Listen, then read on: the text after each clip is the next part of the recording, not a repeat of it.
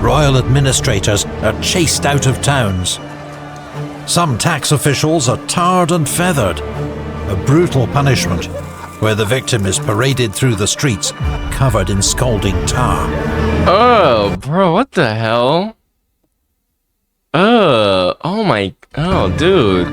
That's a bit too, like, he's just trying to do his job. Oh my, poor guy. Happy History TV dropped the video, The American Revolution Part 1, The Road to Rebellion. I was actually supposed to react to the Kings and Generals version on this, but I honestly forgot. So, whatever. I'm just gonna do this with the Epic History TV one, so.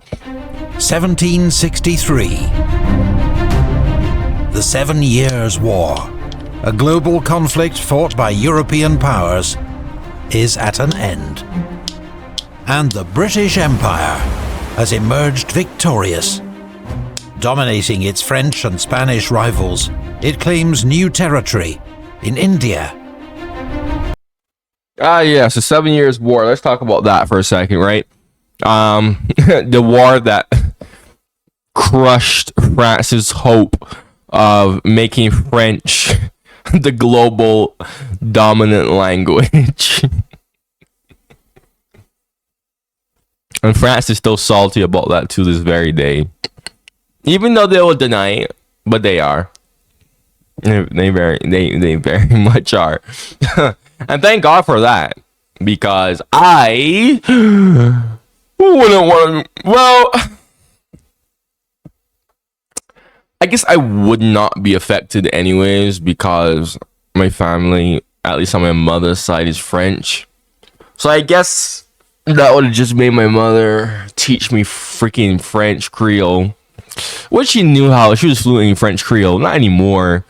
Because she moved to Barbados and kind of just assimilated so much that she could still kind of understand it, but she can't really like speak it. So, maybe I wouldn't be affected if French was the lingua franca. So, the West Indies, and above all, North America.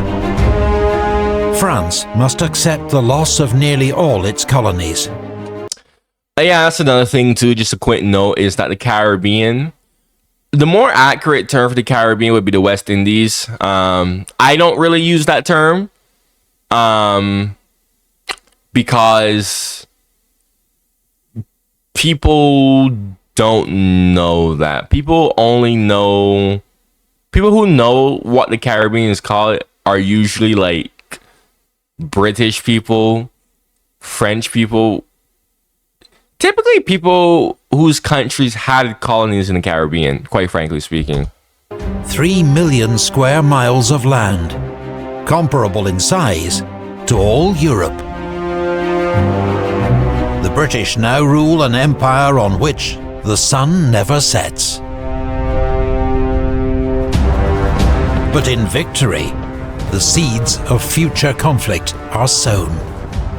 The enormous cost of the war has ballooned Britain's national debt. Interest payments alone consume more than half its annual spending. Whoa! Oh my, holy trillion? I mean, if it was billions, I'd be like, meh. Trillions. Guys, you don't understand. People don't really understand like how much like a billion is. Like $1 billion. That's like equivalent to driving in a, like if you spread out $1 billion, I think that's like equivalent to like driving a car for like an hour. Like if you spread it out in a straight line, I think. No, much more than that. Much more than that. And that's only $1 billion, bro. I'm trying to remember because I saw someone who demonstrated just how much $1 billion was. But the point is, $1 billion, I'm talking just one lone $1 billion is a lot. I highly recommend you go after you're done watching this video, of course. Go check out $1 million versus $1 billion for you to actually understand. Because when I first saw that changed my whole perspective on just how much these things really work. Because it's one thing to just see numbers on your face. It's another thing to actually see like the true scale of it. So $1 trillion, $2 trillion, technically almost $3 trillion if you round it to the nearest shit, what I don't even know. If you round it up, let's just say it like that, right? And this is like 18th century, early 18th century Britain. So $2 trillion in the 18th century, early 18th century, that is madness. And the vast new territories in America will need defending from bitter imperial rivals who will look for any chance to reverse Britain's gains. Native American tribes also pose a threat, especially those that are former allies of the French. In 1763, Chief Pontiac of the Odawa leads a revolt against the British.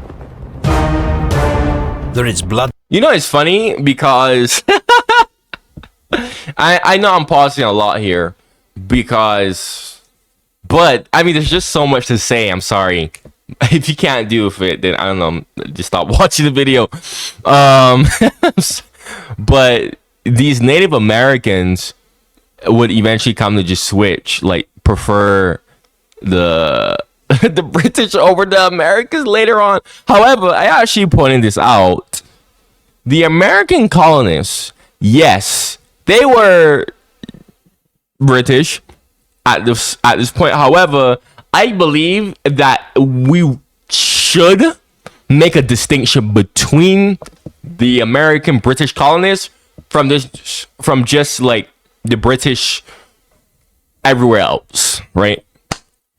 Because these American colonists, they were honestly speaking, they were kind of a different breed, really and truly, right? You know, and that's why the natives would eventually come to like flip-flop from revolting against the British that we see right here. Although not all natives were against the British, there were some that were always allies with the British at first. But when America got independence, the natives would, you know, it's a weird dynamic. But that's because the American colonists were just different. It's like that special ed kid that comes out different from everybody else. It's like, ew, what the hell? I don't know how it's to describe that. But yeah, just keep that in mind.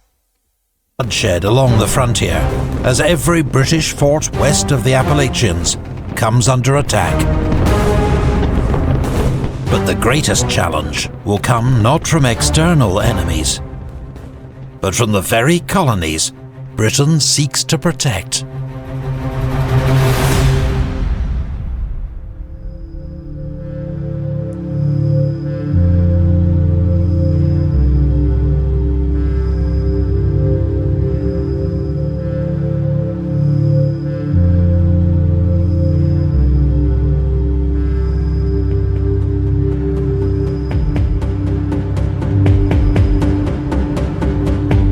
A 157 years have passed since the first British colony was founded in North America. Now, there are 20... Fun fact, Jamestown was also the first colony, like settlement in Barbados as well. It's renamed to Holdtown, but originally it was called Jamestown. 6 British colonies in North America and the West Indies. 13 of these lie along... This is the most detailed map that I have ever seen from any historical YouTuber. Epic History TV, I have to give you props. This is why I like Epic History TV. I think Epic History TV is the best historical YouTuber because he actually outlines the maps accurately. Like, he shows you the maps properly like they should. A lot of these historical channels, they don't do that. They always just leave out the freaking West Indies, well, the Caribbean, Like the Lesser Antilles is always like blank. It looks like freaking blank ocean, right? I think because of that, that's why a lot of people tend to not know these countries right down here. I'm gonna just go back real quick because the freaking hell. But if you look at this, like Barbados, Dominica, right? The YouTube line thing right here is actually accurate. Like this is actually how it looks. Because these islands are actually bigger than you think.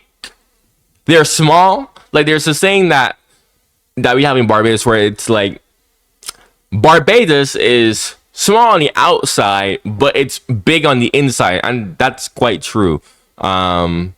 It's honestly roughly the size of Manhattan, like Manhattan Island, well, the length, anyways. But the width, I think, is wider than Manhattan Island, but it's slightly longer than Manhattan Island by 1 mile. But I'm just pointing that out. Thank you, Epic History TV. 13 of these lie along America's eastern seaboard, where after years of prosperity and immigration, the population has passed 2 million. Arguably, there is more that divides these 13 colonies than unites them. Each has its own distinct character, history, and form of government. Several were founded by those seeking religious freedom in the New World. The Puritans who settled Massachusetts, the Catholics of Maryland, and Quakers of Pennsylvania. Each colony has its share of rugged pioneers and economic opportunists, enticed by promises of plentiful land. But there are also many who arrive destitute, desperate, or against their will. Yeah, and that's a very interesting thing about America that a lot of people tend to overlook. In its early days, America as we know it today was way different. Even when it was just a British colony, right? Or the 13 colonies, I should say. Yeah, America was very like back then. This is when I would say America had culture, right? Because these colonies and eventual states were so distinct and they were so unique with their own thing. But then the Civil War changed that. And America became centralized. So it's quite unfortunate, you know? I mean, I always wondered to myself, what would America look like? What would the states look like had the Civil War not happened? Because had the Civil War not happened, we probably would have had a timeline where each individual state in America would have its own unique distinctness to it that we don't see because everything is just so centralized. And now there's not really much of a state identity anymore because that was kind of what led to the Civil War in the first place. So the government stamped down on that. Now it's just more of a unified, we're American, right? And, you know, now that we understand, like, before America was even a country, what the 13 colonies were like, what in each individual 13 colonies were like, that's why it makes sense why America is a federation, right? Because if you can compare a country like Russia to America, Russia would feel more like a federation, but America would feel not really much like a federation, really and truly. But it does make sense why America is a federation because these countries are states. And that's also why these colonies weren't called provinces. No, they were called states. It made sense why they were called states and not provinces. I know because in Europe, they call their regions provinces, and it makes sense for that. But America is different because these regions were so different that they were indeed like their own state, right? Like their own country, pretty much, like Epic History TV described. So I'm just kind of pointing that out for y'all to understand that more thoroughly, because a lot of people tend to gloss over that a lot. And the way how America is and the American system of government and all that, it's kind of weird. But when you understand like what America used to be before the Civil War, it does make sense. Now, regarding the whole people being sent against their will, I am going to bring up the fact that, yeah, Britain did this before. The original slaves of Barbados as well were not black. They were actually white. Indentured servitude. I talked about this before a few times. Although I don't feel like I've talked about this enough or given this enough highlight. But I did mention this a few days ago in one of my previous reactions. That's why Barbadians sound like we sound British, but we don't sound like English British, right? We sound Celtic. We sound like the Celtic type of British. And that's because the original inhabitants and slaves were, well, Scottish and Irish, right? Even pirates. That's where you get those infamous, horrible Disney pirate accents. Those were mostly just Scottish and Irish accents, right? I always tell people like, yeah, my accent is what pirates actually sounded like, and a lot of people don't really believe that. I'm like, no, it is, because a lot of those pirates were just Scottish and Irish people just trying to get freedom and money to get a better life. And Caribbean was a great opportunity for that. But just pointing that out, because a lot of people do not ever talk about the indentured servitude. And for all those people who are about to go and comment in my comments that indentured servitude isn't slavery, it is slavery. It is simply a different form of slavery. Even in the United States Constitution, when America outlawed slavery, for the most part, America still has slavery, because the 13th Amendment says that slavery is outlawed unless you are incarcerated. Then you are a legal slave. Okay?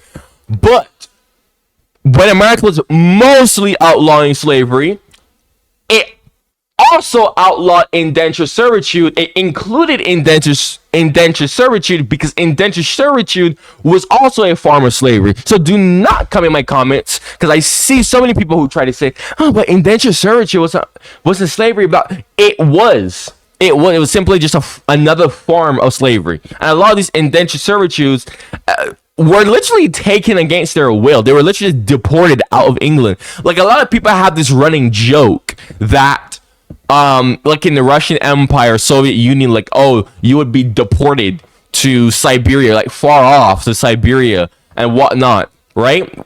If you like do a crime, you were accused of a crime. Guys, it was like that too in Britain. It was literally the same exact way. Britain would just deport you to usually the Caribbean. This was before Australia was founded as a colony. But a lot of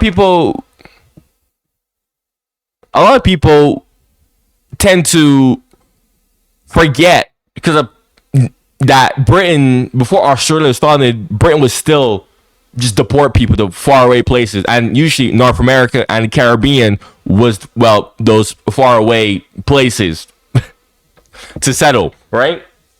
It's just that when the American Revolution happened, well, Britain needed somewhere else to do that, because, you know, the Caribbean islands were small, so it wasn't big enough, but they were still doing it in the Caribbean regardless. So whenever I hear people say, oh, Australia was founded by convicts and prisoners and blah, blah, blah, blah, blah, I'm like, I always think to myself, Britain was doing that everywhere. Britain was just sending off people everywhere. Like, that's it wasn't just Australia, right? Let's continue. Slavery is legal in all 13 colonies. In the north, enslaved Africans are a small minority, about 5% of the population. But in the south, the economy is dominated by slave plantations that grow rice, tobacco, and indigo. In Virginia, African slaves make up around 40% of the population. In South Carolina, 60%. Absolutely wild. Early settlers had been overwhelmingly from... Oh, by the way, right? South Carolina. So yeah, South Carolina actually has a connection with Barbados, actually. Americans don't know this. South Carolina residents don't know that either. But a lot of people in Barbados know that. So many African slaves from Barbados were sent to South Carolina. And actually, funny enough, Charleston, the capital, I think Charleston is the capital of South Carolina. Charleston was actually modeled somewhat after Barbados, the city of Charleston, when it was originally founded. It was modeled after Barbados. So Barbados and South Carolina have this weird connection with each other. And the slaves there, and their descendants, who are known as the Gullah people, they're like our cousins, like known relatives, right? Like, because they originally were from Barbados, but they were sent to Charleston, South Carolina. So that I know that, but most people don't know that. I said this once before. Barbados was used as a model colony for plenty of other places. Much people don't know that, but that is true. For better or for worse, it was used as a model colony when it came to slavery. It was used as a model colony when it came to setting up new cities and whatnot in other places. That is true. Most people don't know that. So I'm just pointing that out. So a lot of these slaves that were in South Carolina were slaves from Barbados, and their descendants are still there, still there, and they're still related to us. From England. But in recent decades, the picture has begun to change, with more immigrants from Ireland, Scotland, and Germany. All have helped to shape a new American culture, which makes a sharp impression on visitors. It is less deferential, more enterprising, increasingly self-confident. Old ties with the motherland are not what they used to be. For most of their history, the relationship between the British government and its American colonies has been one of salutary neglect. The colonies had been largely left to manage their own affairs, while Britain focused on more lucrative possessions in the West Indies and India. Yeah, thank you, Epic. Again, this is why I love Epic History TV. This is why I love Epic History TV, because they actually get the facts right?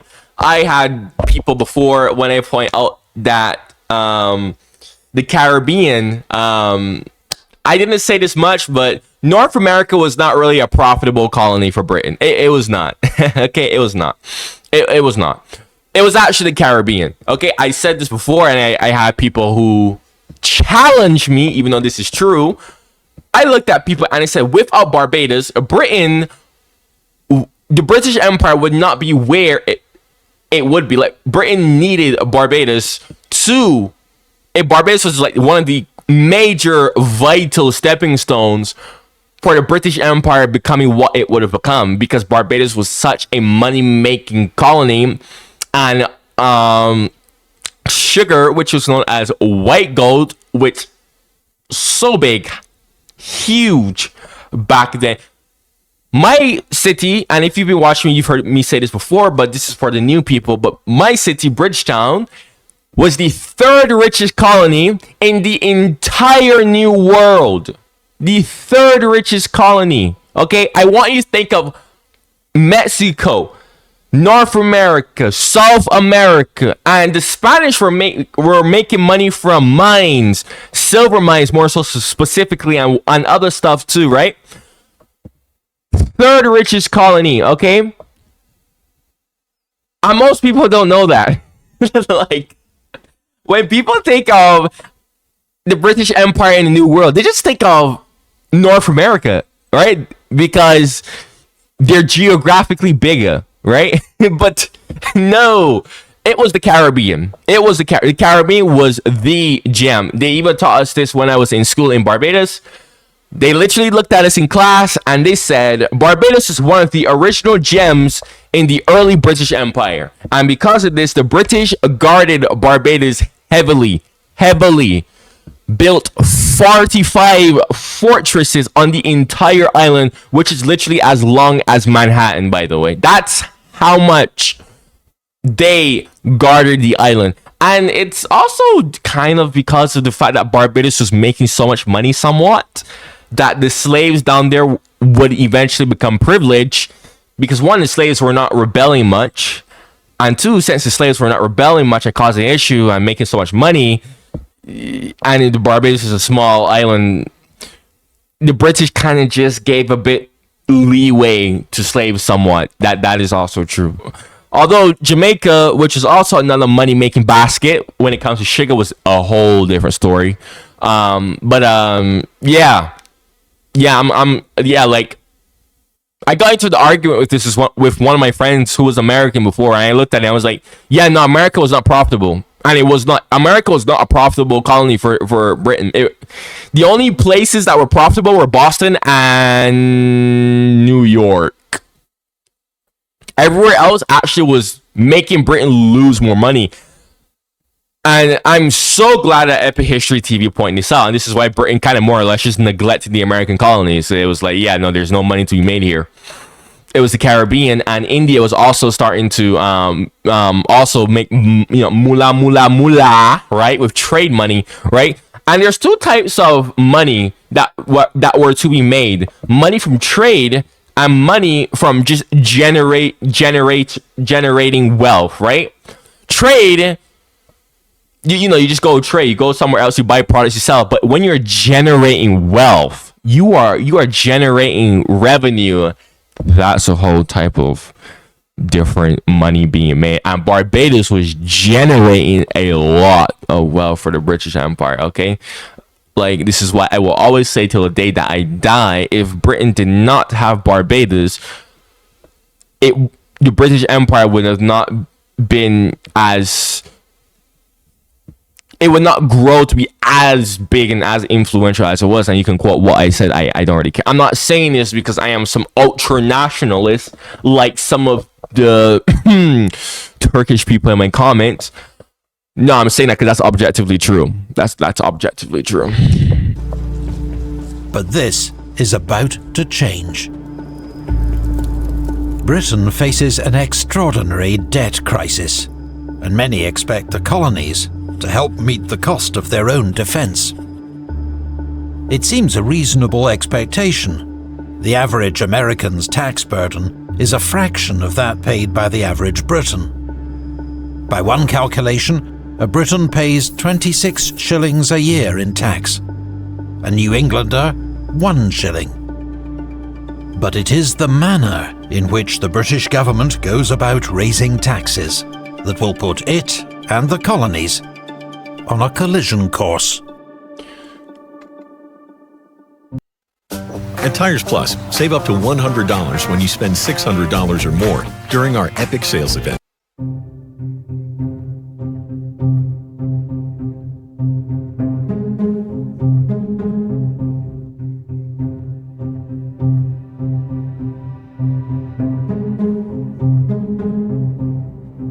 British Prime Minister George Grenville is determined to fix the country's spiralling debt crisis. He believes new colonial taxes must be part of the solution. In 1764, he proposes two new revenue-raising measures. A Sugar Act, which actually lowers the tax on foreign sugar and molasses, but only as part of a determined effort to ensure more effective collection. And a Stamp Act, which will tax all commercial and legal documents, from newspapers and playing cards to attorneys' licenses and land grants. These relatively minor taxes are not expected to cause much fuss. Englishmen have been paying them for 70 years. But to the surprise of the British government, the reaction in the colonies is uproar. The Stamp Act particularly hits merchants, lawyers and business owners, the most articulate and influential members of colonial society. They condemn the measures in newspapers and a flood of pamphlets. This tax will deprive us of all our invaluable rights and privileges. It will drain us suddenly of our cash, occasion an entire stagnation of trade, discourage every kind of industry, and involve us in the most abject slavery.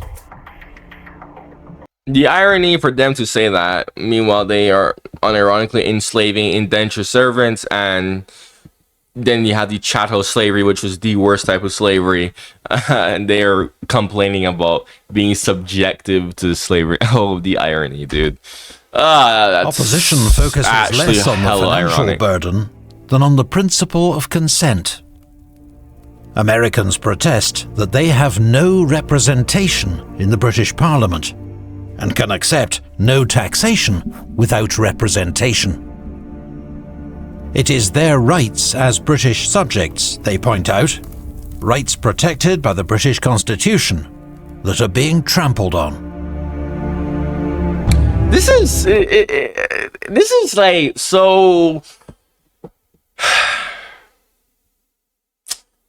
This is very interesting.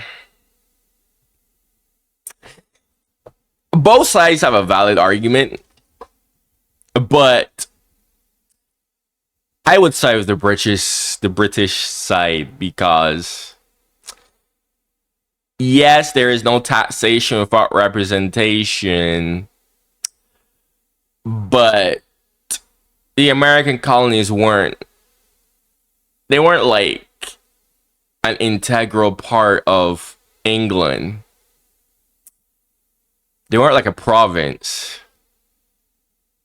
Like it's weird. It's a whole the whole this is the thing about the British Empire is, and even now actually with its overseas territories today, it's very much outlined, like Bermuda, for example. It's very much outlined. Yeah, you are a territory of England, but you are not a part of England.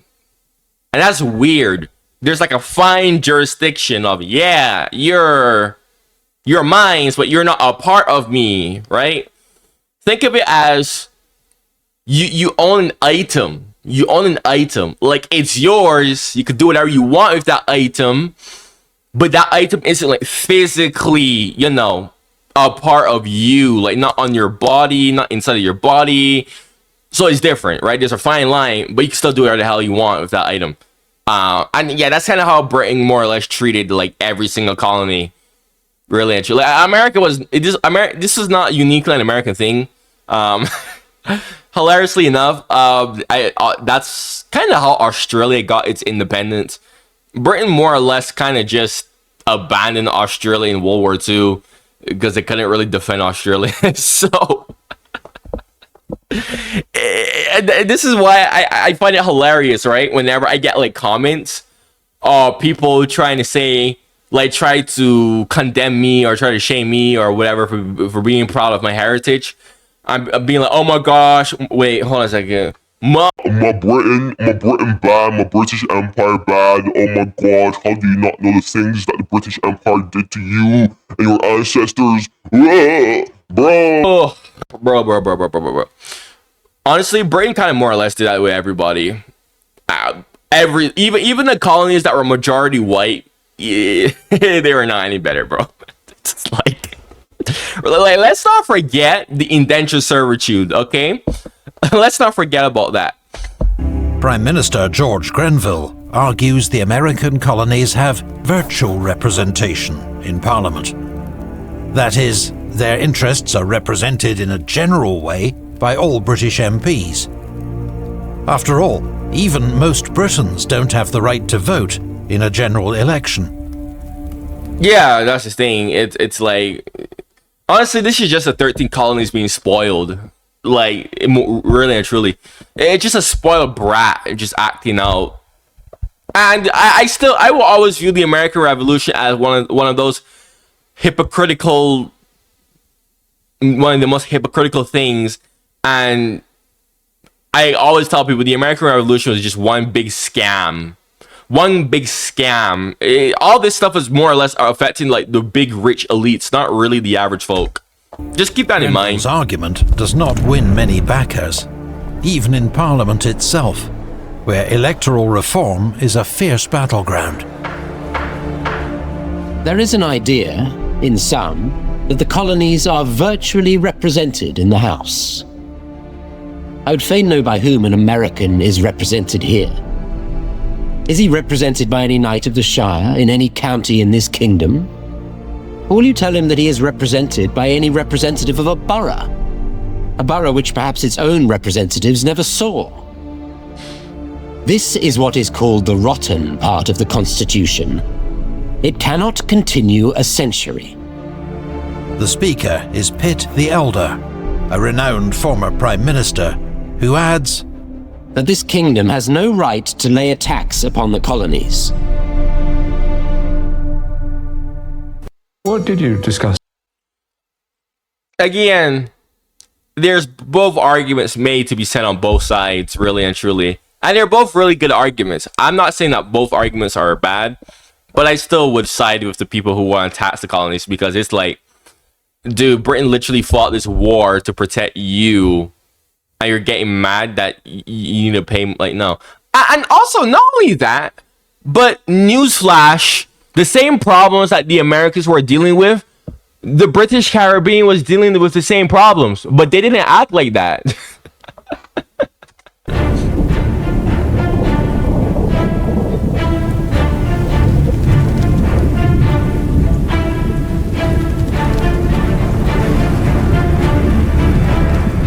Throughout 1765, colonial assemblies meet to protest against the new acts.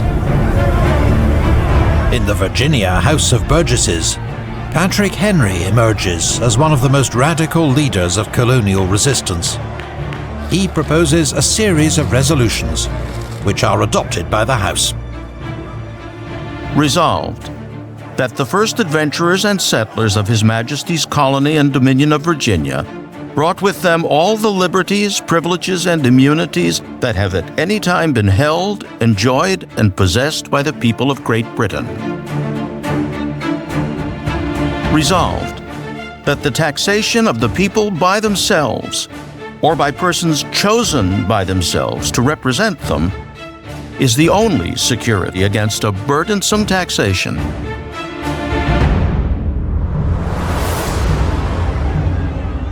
But there are bitter divisions within the Virginia Assembly. Some members believe Patrick Henry goes too far. Loyalty to Britain and the British Crown is deep-rooted. Conservative members succeed, As you should. in removing his most radical resolution, that only Virginia's assembly has the authority to raise taxes in the colony. Among the regular observers at these debates, a brilliant 22-year-old law clerk named Thomas Jefferson.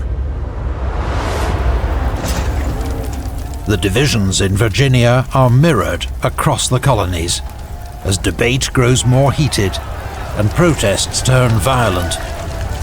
Tax collectors are beaten up by mobs, driven out of town, or forced to resign. Tax documents are destroyed. Effigies of royal governors are burned or hanged from liberty trees. Meanwhile, delegates from 9 of the 13 colonies So basically, the Americans were basically committing acts of terrorism. But we're not going to call it that. No, we can't call it that. No.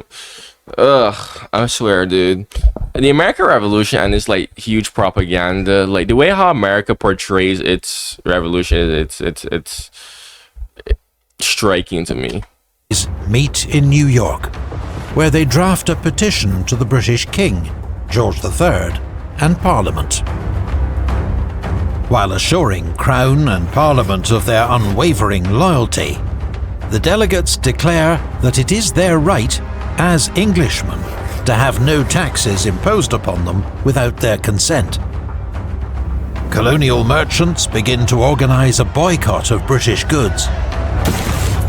The uproar, the possible damage to trade, plus the fact the taxes are clearly unenforceable, finally forces the British government to back down. You know what this reminds me of? This reminds me of what he just said there just now. The part where they drafted that petition and the first line ensuring their loyalty to the crown. It reminds me of the first and only slave rebellion of Barbados, known as Buss's Slave Rebellion, where this kind of mirrored this in a way. The slaves rebelled because they thought that they were going to be freed. This is kind of towards the ending of like abolition of slavery, but they heard the news that British Parliament was going to post the abolition resolution and act, but that wasn't true, right? Not sure how they got that news, but they just thought that was going to free them. And when they heard that wasn't happening, like no time soon, they rebelled, right? And the flag of the rebellion was basically, I would show it here, but maybe another time. But the flag that they had basically showed that they were still loyal to the British crown, and they didn't. And this is why I find it hilarious whenever I see people who comment like nonsense in my comments, like, oh, do you not know what Britain did to your ancestors? Like, even when the slaves rebelled, like, they still wanted to stay with the crown. It's just that they just wanted to be freed, right? Because they thought that they were going to be freed, and that turned out to be true, so they rebelled to, try and get their freedom and still remain, British subjects, right?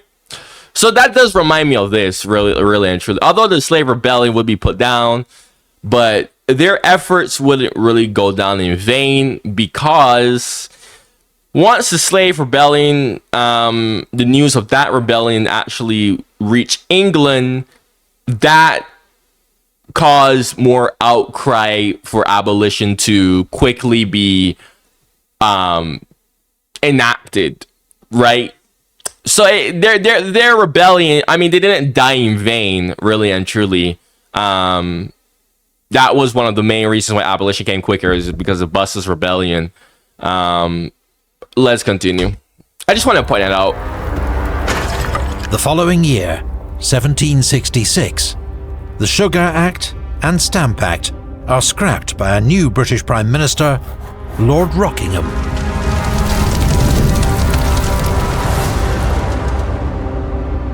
The colonies have won a major victory.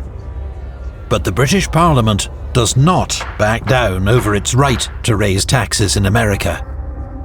The same day it repeals the taxes, it declares, Parliament assembled hath, and of right ought to have, full power and authority to make laws and statutes of sufficient force and validity to bind the colonies and people of America, in all cases whatsoever.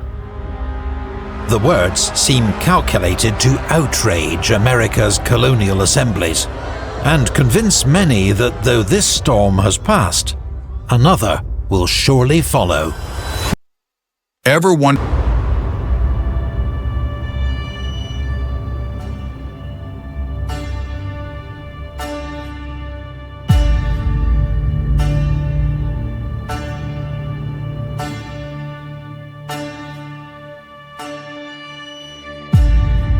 (1767). 1 year on, Parliament passes a new series of measures to raise revenue from the colonies and demonstrate its authority over them. They are named after the Chancellor of the Exchequer, the Townshend Acts. In the 13 colonies, they are met with howls of protest. Royal administrators are chased out of towns. Some tax officials are tarred and feathered, a brutal punishment where the victim is paraded through the streets covered in scalding tar. Oh, bro, what the hell? Oh, dude. That's a bit too, like, he's just trying to do his job. Oh my, Poor guy. Or people. A new term emerges for these rabble-rousers. Patriots. Colonists.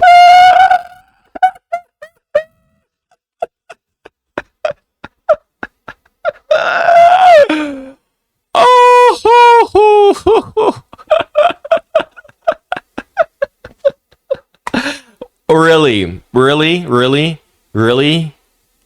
This is basically just terrorism. But count on America to invent some BS. Count on Americans to invent some BS. Yeah, guys, these people are committing literal acts of violence and terrorism. Patriots! We're gonna call them patriots. Who seek to avoid confrontation Holy with shit, Parliament, bro. Holy shit, dude.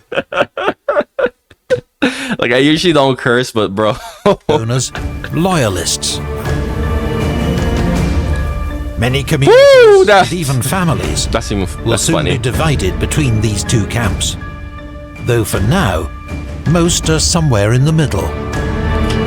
Yeah, of course, most are somewhere in the middle because this wasn't really affecting most people. It was just the rich people getting affected by this. It's why I said the American Revolution was literally a scam. That's why there were so many people who were loyalists in the first place. If it was truly bad, like, why didn't everyone flock to the Patriots? Come on, man, use some basic common sense. Among the Patriots in New England are a group calling themselves the Sons of Liberty. Led by Samuel Adams, they include merchant and smuggler John Hancock, physician Joseph Warren, and silversmith Paul Revere. The crisis comes to a head in Massachusetts. Boston has been a hotbed of Patriot activity since the Stamp Act, and tension rises when British soldiers are quartered here in 1768. On the 5th of March, 1770, an altercation between soldiers and locals turns into a tense standoff. Taunted by an angry crowd, hundreds strong, pelted with snowballs and rocks, the small British detachment loses its nerve and opens fire.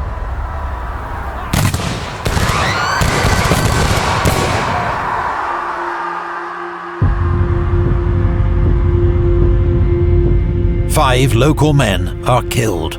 Honestly justified.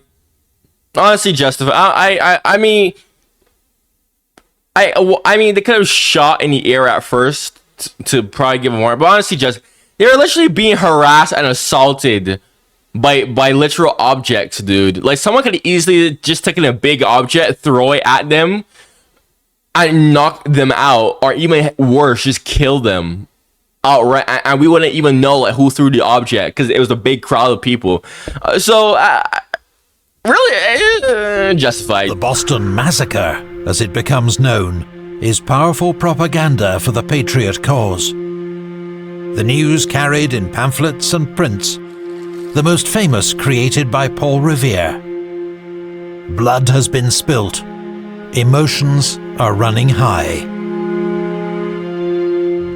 Let the 5th of March never be forgot, writes Bostonian Samuel Savage in his diary. Many anticipate a downward spiral into violence and disorder.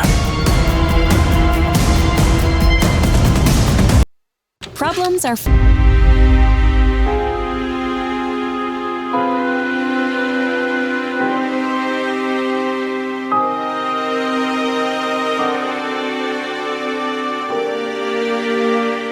Despite the bloodshed in Boston, there are many on both sides who seek to de-escalate the crisis between British, Loyalists and Patriots. The British governor of Massachusetts, Thomas Hutchinson, withdraws the troops from Boston and has those involved in the shooting put on trial. They are acquitted of murder thanks to the efforts of their skilled lawyer, a noted patriot, John Adams. What the irony? What the hell? This guy would become one of the main people in the American Revolution. What the hell?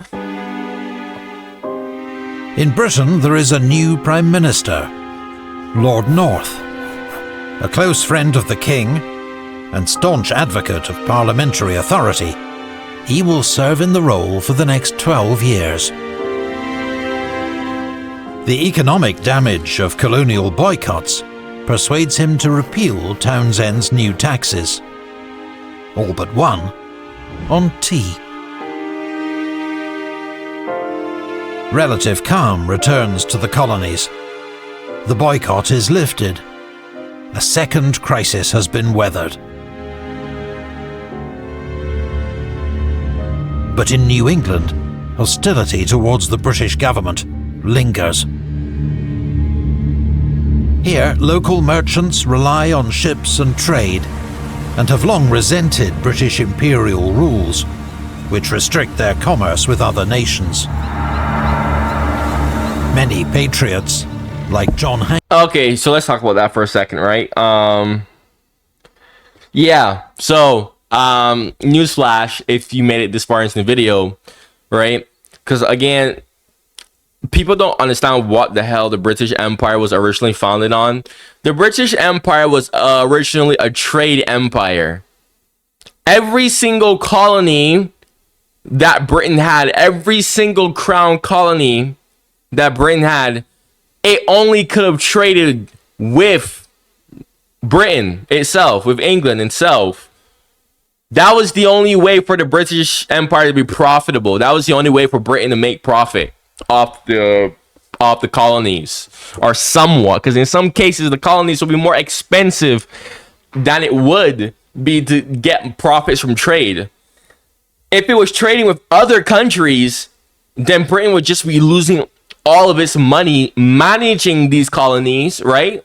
Only for these colonies to basically buy goodies from other countries. What is Britain getting back? Absolutely nothing. So now, if these colonies are trading with other countries, they're basically boosting those countries, which are most likely going to be Britain's rivals' economies, right?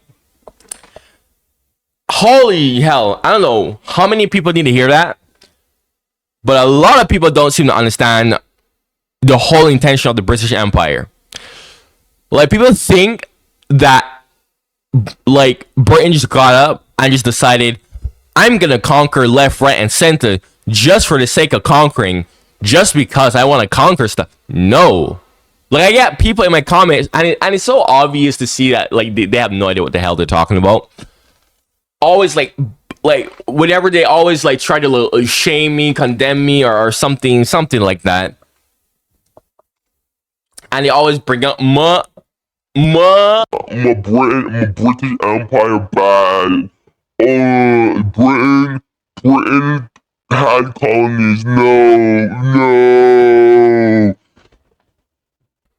And this is why I don't really care about these comments, because again, the original intention of the British Empire wasn't really to conquer stuff. It was just trade. That's why the Commonwealth exists. The Commonwealth, which the British Empire more or less evolved into, is just one giant trade organization. It was the smartest thing for Britain to do, since America literally forced it to decolonize. But no, a lot of people think that, oh no, Britain just colonized because, yes, Britain just loves to subjugate other minorities and ethnic groups because, Britain just loves, no, dude, shut up, please. Especially if you're like one of those dudes who spam my comments with a whole bunch of nonsense. Hancock make extra money by smuggling goods into the colonies, bypassing British import duties. British efforts to clamp down on smuggling do not make them any more popular. Royal Navy warships are used to inspect and seize vessels belonging to prominent local figures, like John Hancock. To the outrage of New England merchants, the British also begin trying suspected smugglers in special Vice Admiralty courts. rather than the more sympathetic local courts. In 1772, the Sons of Liberty hit back, boarding the Royal Navy schooner HMS Gaspé and setting it ablaze. Again, this is why I love Epic History TV. I have heard no other channel point this out. The fact that a lot of the founding fathers were literally illegal smugglers. And the main reason why they started the American Revolution was because Britain was clamping down on their illegal smuggling goods. Okay, a lot of the reason why these founding fathers wanted freedom, quote unquote freedom, was just so that they could just make more money without having to worry about the restrictions on the crown. Which were reasonable restrictions, by the way, that I literally just explained, by the way.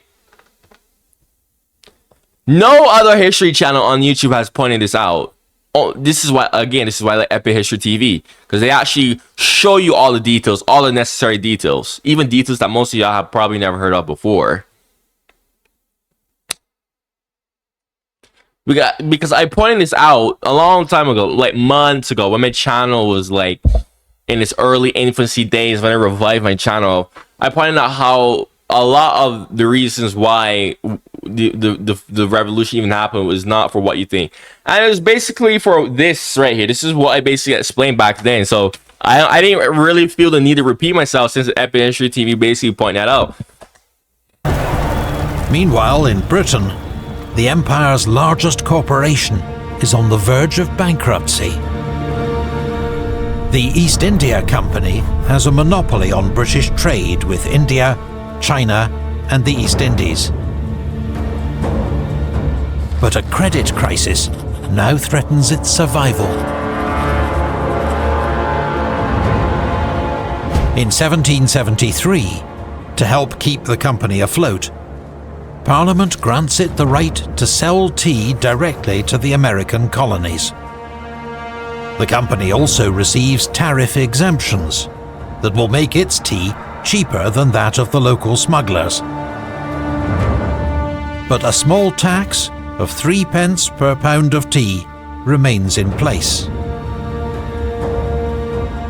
The new Tea Act thus threatens the profits of local smugglers and provokes patriots on the principle of taxation without representation. I'm genuinely like flabbergasted by you, Epic History TV. You have impressed me. You have literally pointed out one of the main core reasons why the American Revolution happened that nobody else has ever done. That's amazing. The other reason why the American Revolution happened was because even though slavery was still very much a thing, there were also debates on slavery going on up in Parliament as well. And there were rumors that Britain would spread laws to and spreading laws in the favor of slaves. And when I mean slaves, I mean the black chattel slaves. To that wouldn't really be good for the slave owners, right? And the founding fathers had a lot of slaves. Now in the Caribbean, I know that there was one law that was acted, that was passed in was it the 1780s or 1770s? It was either the 1780s, 70s, or 90s, where in the Lesser Antilles, British Lesser Antilles, not Barbados. Barbados wasn't included in that. Barbados was its own jurisdiction. But a law was passed in the British Lesser Antilles, Caribbean, that actually favored the slaves, where slaves actually had to be properly, they had to be more taken care of. And slave owners couldn't be like gruesome and brutal. I forgot what the law was called, but this is like one of the earliest laws passed in the favor of slaves that kind of gave them more rights and more protection from being brutalized. a lot of people don't know that, but you know, like slavery, like the abolition of slavery, really and truly, like it wasn't an overnight thing. It wasn't like Britain just got up and decided that, oh, I'm gonna, no, it was a gradual thing. There were a heavy debate even as early as now, right? Even like when America was still a colony, and so I'm pointing that out because I'm pretty sure, I could be wrong here, when Britain passed, I forgot what the act was called, but I know the act was specifically targeted towards the British Lesser Antilles Islands, where it basically gave slaves more rights, protection, and, you know, gave slave owners, like made slave owners had to like take care of their slaves more properly, treat them better.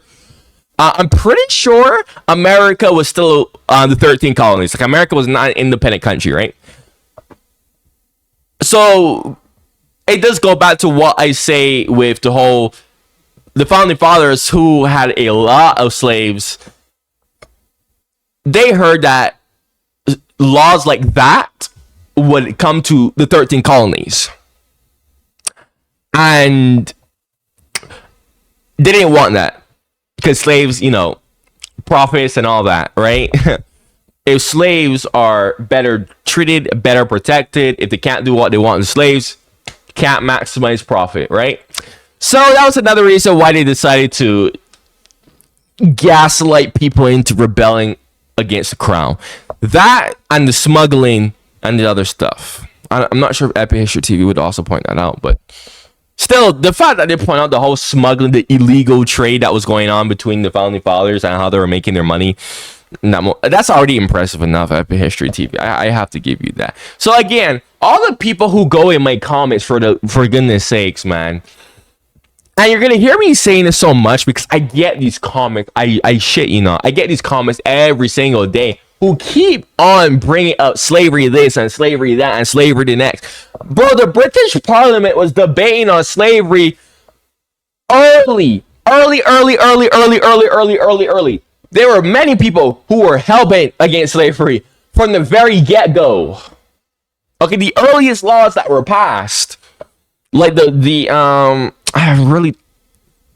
laws that were passed for the British Lesser Antilles Caribbean, where slave owners actually had to treat their slaves better, and actually, if they mistreated the slaves, they could have been tried. They could have been put in court, right? They could have been put in court. That was one of the things in that law for the Lesser Antilles, British Caribbean, right? So, and that was like way before the slave trade was even about, and most people don't even know that. Now, that law didn't pass in Barbados, because Barbados was its own jurisdiction. But even then, it's like the slaves in Barbados were already kind of privileged anyways. So let's continue.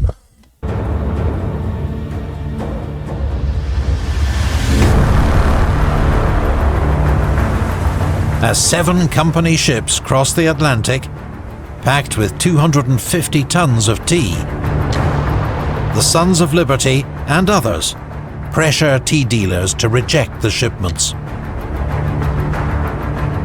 When one ship arrives in Philadelphia, thousands of locals threaten anyone who helps to unload its cargo. Most of the ships are forced to turn back. In Boston, however, Governor Thomas Hutchinson has had enough of boycotts. He ensures that 3 company ships enter the harbor.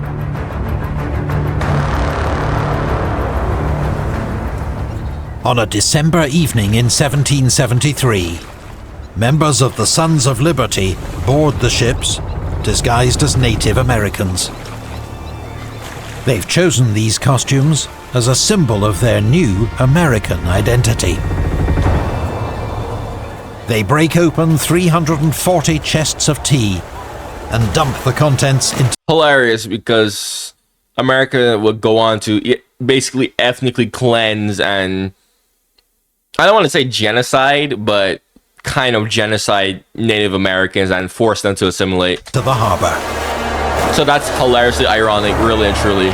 £92,000 of tea in all, with a value today of nearly $2 million. Welcome back to Papa. Patriots celebrate the Boston Tea Party as a bold act of defiance. Well, it's just terrorism, it is just the most famous of several such acts in numerous ports and towns.